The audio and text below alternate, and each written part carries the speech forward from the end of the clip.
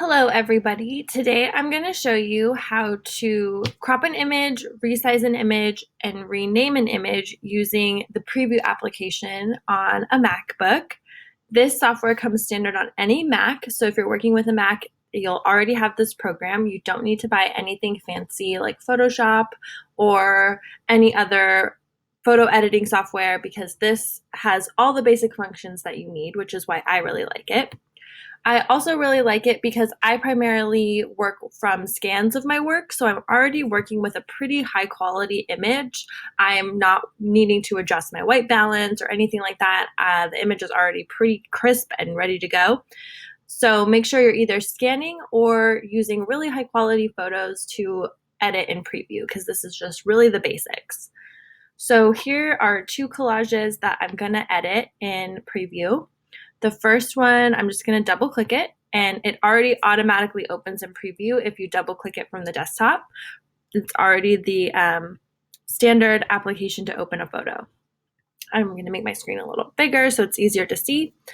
So as you can see, this image was scanned from my sketchbook. So it kind of has this gray band here that I don't really want to be part of the photo, has the black outline at the bottom of my sketchbook, and it's kind of cutting off here in a weird spot that I'd like to get rid of as well.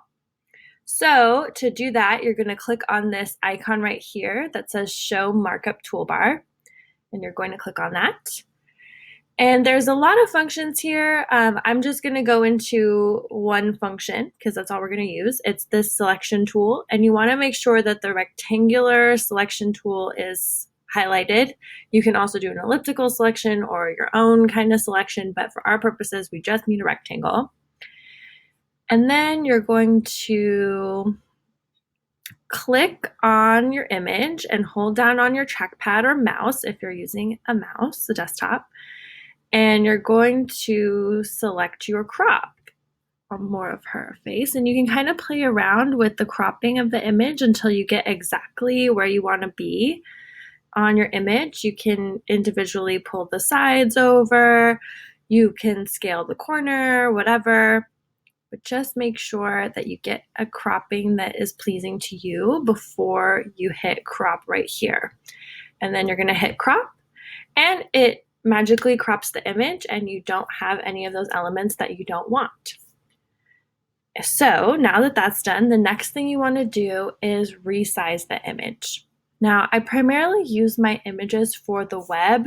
When I scan something in, it's because I either want to put it on my Instagram or I want to put it on my website. So I know I'm going to be using these photos for the web. I typically don't use them for print. If I was using it for print, I probably wouldn't resize. But you're going to go into Tools, and you're going to say Adjust Size. So you want to make sure your fit into custom is on because these are going to constrain the proportions to these sizes, and you don't necessarily want that. You want to retain the scale of your image. You also want to make sure that these are linked, which means it's going to scale proportionally. You want this check mark to be checked, which means that when you change one, it's automatically going to change the other. Like if I change width, it's automatically going to change height to be proportionate. You also want to make sure that resample image is clicked on as well. This is a lot more important for scaling up an image, but it's good to have it on if we're scaling down an image because we don't want the pixel quality to be lost. The computer is automatically going to resample and kind of guess and fill in gaps of the pixel quality. Like I said, happens more when you're scaling up, but scaling down is also important. So I like to make my width about 800 pixels. And as you can see, when I type in 800, it automatically adjusts the height to 1132. You can also tone down your resolution a little bit because this is not going to print. So 300 is for print resolution, and you can go to 172 for web functionality, screen functionality. It's going to look just as good. I think I will just keep it at 300 though, just to keep it nice and safe and make sure that the image quality is really nice.